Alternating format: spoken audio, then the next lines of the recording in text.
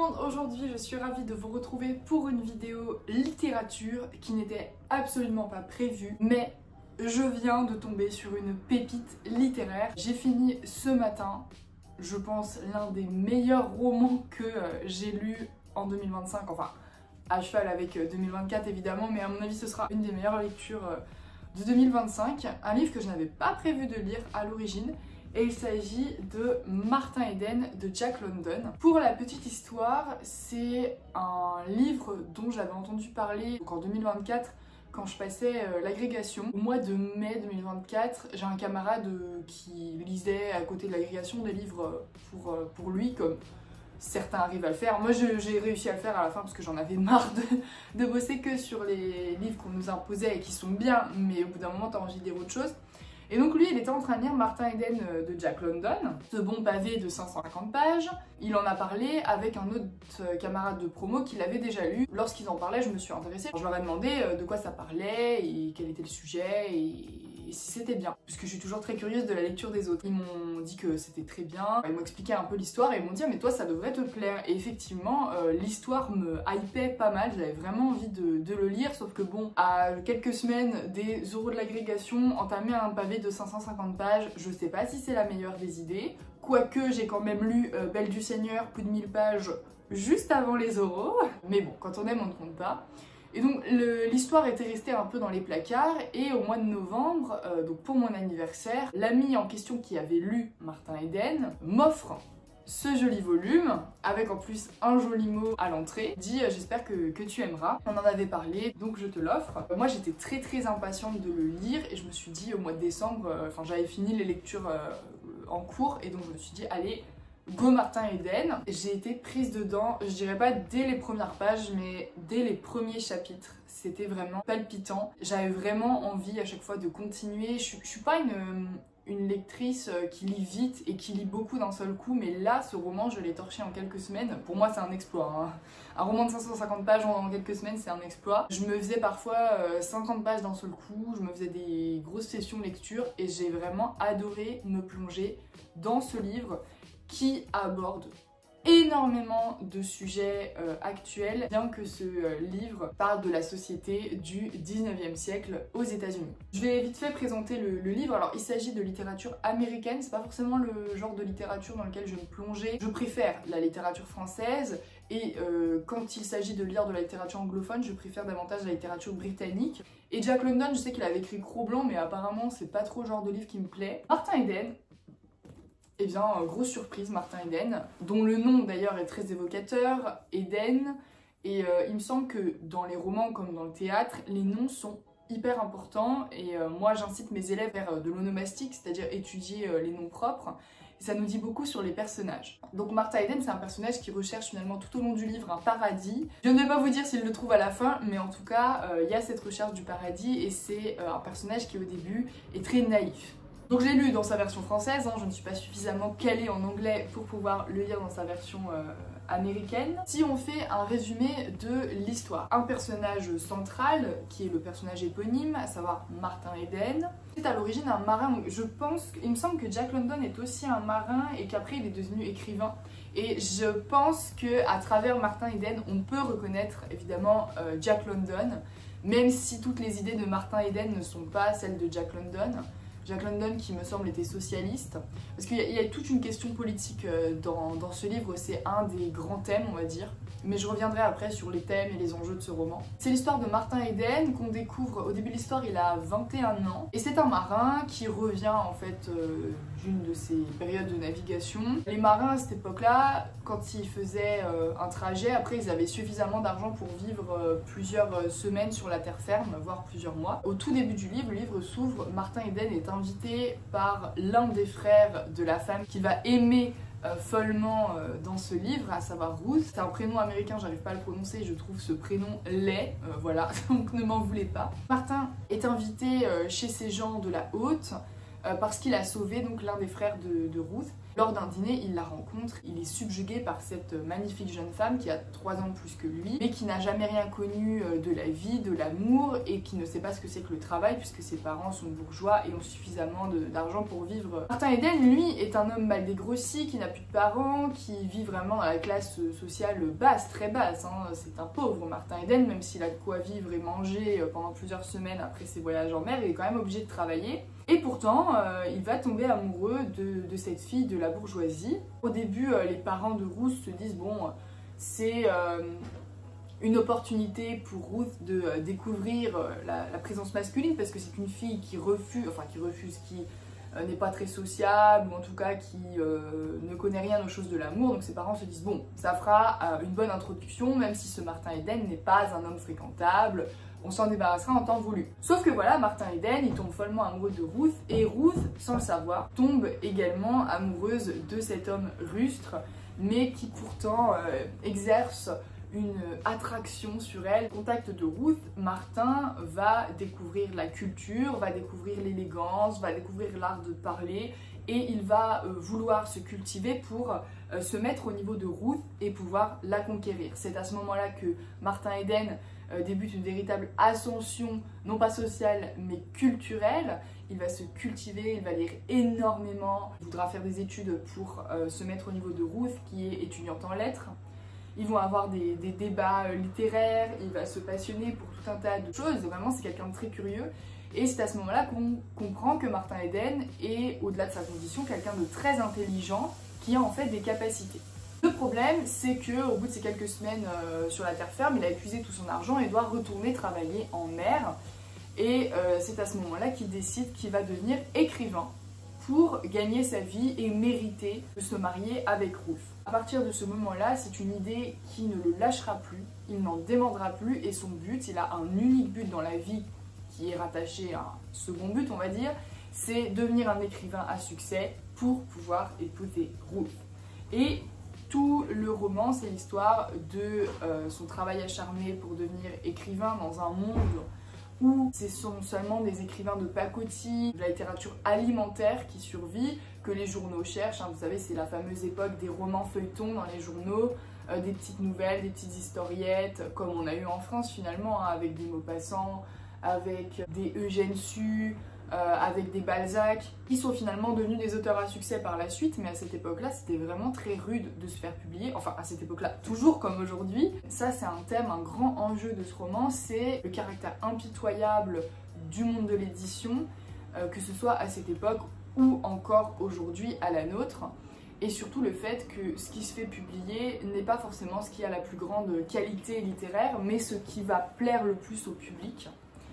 Et donc Martin Eden connaît une période de grand vide parce qu'il ne se fait pas publier, parce que ses ouvrages ne sont pas acceptés. Ça va l'amener vraiment à de grosses difficultés financières parce que pour écrire, il est obligé de travailler à plein temps dans l'écriture. Il ne peut pas retourner en mer pour gagner de l'argent et d'ailleurs il ne le veut plus. Il va tout faire pour devenir cet écrivain à succès. Je dirais ça c'est les 3/4 du roman.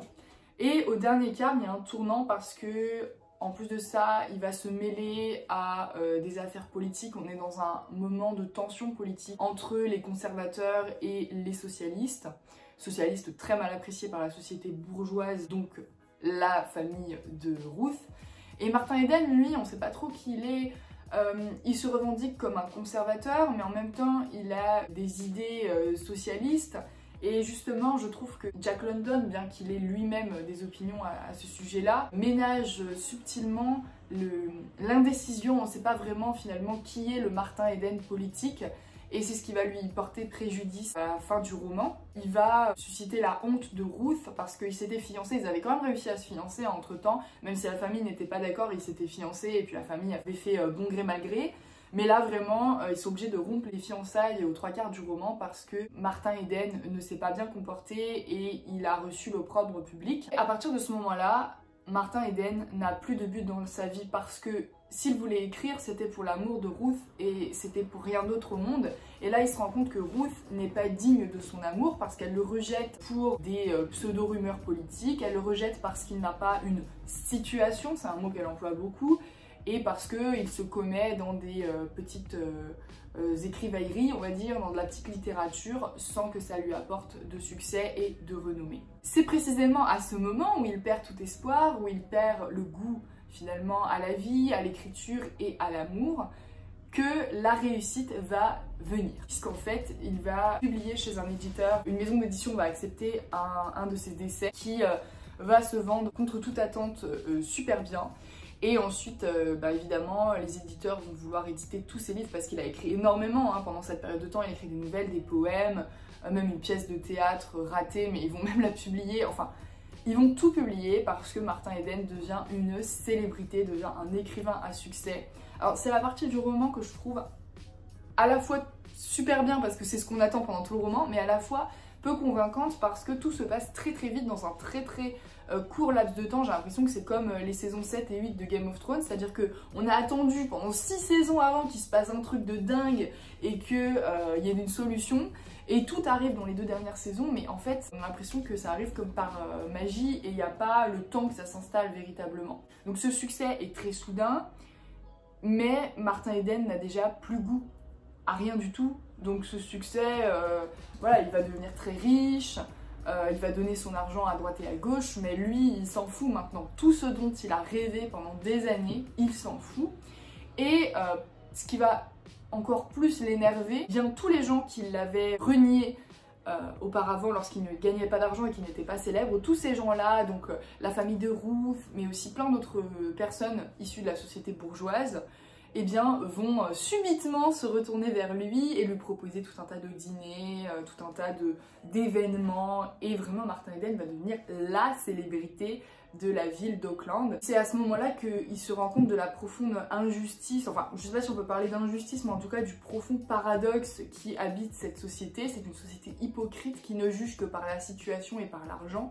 Et Martin Eden, lui, à la fin du roman, ne cesse de répéter: mais je suis toujours le même, pourquoi ne m'avez-vous pas aimé, pourquoi ne m'avez-vous pas aidé alors que j'étais au plus bas? Et maintenant que je suis au plus haut, ah ça y est, vous vous retournez vers moi, vous êtes des profiteurs.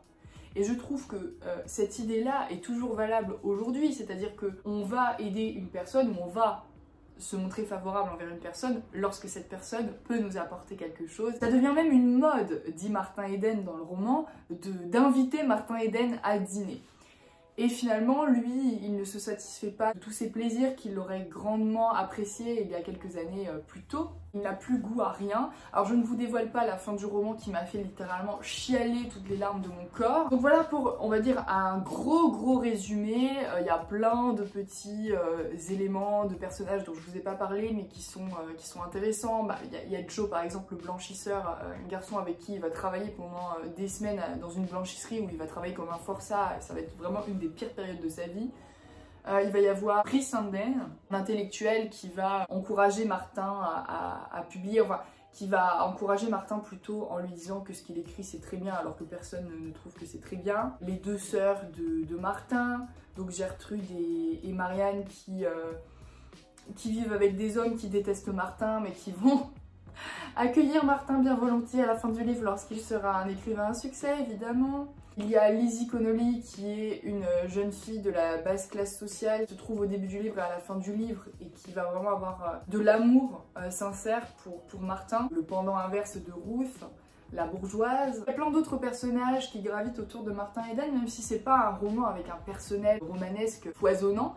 Alors maintenant, pourquoi j'ai adoré ce roman et les grands thèmes? Je vais tout de suite parler du style. Le problème c'est que quand on lit un livre dans une traduction, on peut difficilement parler du style parce qu'on n'aura pas véritablement les mots de la langue source, mais bon, du Jack London, il n'y a pas vraiment de style. L'écriture est sympathique, j'ai relevé quelques formules qui m'ont frappée, mais c'est pas de la poésie, hein. C'est pas du Louis Aragon, non pas du tout. Ça se lit très bien, même s'il y a beaucoup de références un peu compliquées, de longs dialogues philosophiques qui peuvent rebuter. Moi je trouve que c'est bien écrit et que c'est écrit pour que le plus de monde possible puisse le lire. C'est pas du grand style, donc on va mettre le style de côté. Moi ce qui m'intéresse davantage c'est l'histoire, le contenu qui est vraiment génial. J'ai jamais lu de roman qui mélange tous ces thèmes que j'affectionne dans un seul roman. Déjà, il y a l'histoire d'amour. L'histoire d'amour pour moi elle est un peu secondaire en fait dans ce roman parce qu'elle est, si vous voulez, la motivation principale de Martin Eden, mais elle devient une motivation secondaire quand l'écriture, la littérature se surajoute à cet objectif principal. Et Martin Eden va lui-même découvrir que Ruth ne comprend pas toutes ces théories, tous les livres qu'il lit lorsque lui-même devient érudit. Pour moi, la littérature c'est vraiment le gros thème de ce roman, mais quand je dis la littérature c'est qu'est-ce que bien écrire, parce que ça c'est une question qui est posée et qui revient plusieurs fois dans le roman. Qu'est-ce que c'est que la littérature alimentaire? Qu'est-ce que c'est que le monde de l'édition et comme je le disais son caractère impitoyable? Qu'est-ce que c'est que l'inspiration? Qu'est-ce que c'est qu'écrire? Parce que plusieurs fois on voit dans le roman Martin Eden en pleine phase d'écriture, complètement habité par une force interstellaire. Il y a également le thème, je vous disais, le thème politique, ou en tout cas le thème plus généralement de la société, des classes sociales. C'est un roman qui aborde la question du socialisme, mais aussi la question de la méritocratie.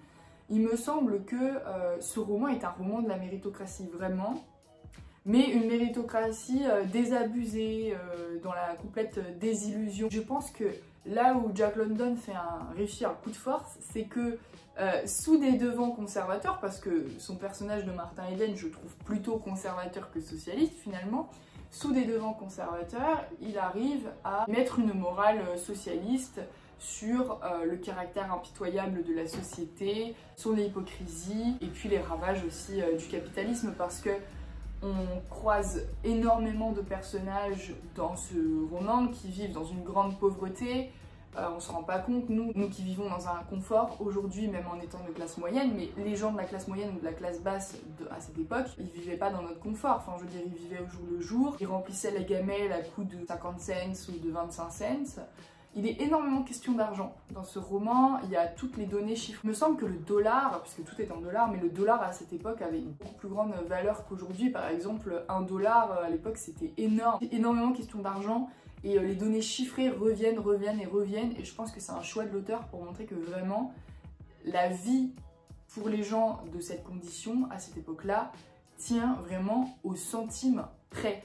Tandis que lorsqu'on parle des classes bourgeoises, il n'est jamais question d'argent puisque ces gens vivent dans la plus grande des aisances et n'ont pas besoin de se soucier d'argent. J'ai trouvé le personnage de Martin Eden plutôt attachant. Moi j'ai beaucoup de mal à m'attacher aux personnages de romans généralement, mais je l'ai trouvé attachant et en même temps je l'ai pas trouvé pitoyable à aucun moment. Bien qu'il y ait des moments où vraiment il aurait dû inspirer la pitié, moi je l'ai trouvé grandiose ce personnage, je l'ai trouvé même sublime parce qu'il a une volonté de faire, comme je vous disais, et pour moi c'est un symbole de la méritocratie, Martin Eden clairement. Et en même temps, on peut pas s'empêcher de penser que ce qui se passe à la fin du roman lorsqu'il devient un écrivain à succès, c'est comme un coup du sort, un coup de magie, comme si Dieu avait invoqué sa puissance pour aider Martin Eden qui s'est défoncé pendant toutes ces années. Ce qui est peut-être plus pitoyable, c'est la société bourgeoise que Martin Eden lui-même critique, et Ruth finalement, cette jeune femme qui est sublime au début du roman et qui, à travers le regard de Martin Eden, peu à peu perd de son sublime. Globalement, c'est un roman, vous l'aurez compris, qui m'a énormément plu, qui m'a remué, et c'est très rare quand un roman me fait pleurer, quand un livre me fait pleurer. J'adore les romans du 19e siècle qui abordent justement les conditions difficiles. Enfin, ça me fait penser aux Misérables de Victor Hugo par exemple, ça fait penser à des romans de Balzac aussi. C'est vraiment un excellent roman, facile à lire, je trouve. Si vous avez envie d'avoir des émotions, lisez ce roman. Voilà pour cette critique à chaud, peut-être que je suis un peu extrême, mais j'ai vraiment été bouleversée, c'est le cas de le dire. Et ça arrive très rarement, bien que la littérature soit puissante, je pense, dans tous les cas. Voilà, vraiment j'avais envie et besoin de vous parler de ce roman. N'hésitez pas à me dire, vous, en commentaire, s'il y a un roman qui vous a bouleversé ces derniers temps, ou un livre même, que ce soit un autre genre que le genre romanesque. Et si vous avez lu Martin Eden de Jack London ou même d'autres livres de Jack London, n'hésitez pas non plus à me donner votre avis en commentaire. Quant à moi, je vous dis à très bientôt pour une prochaine vidéo.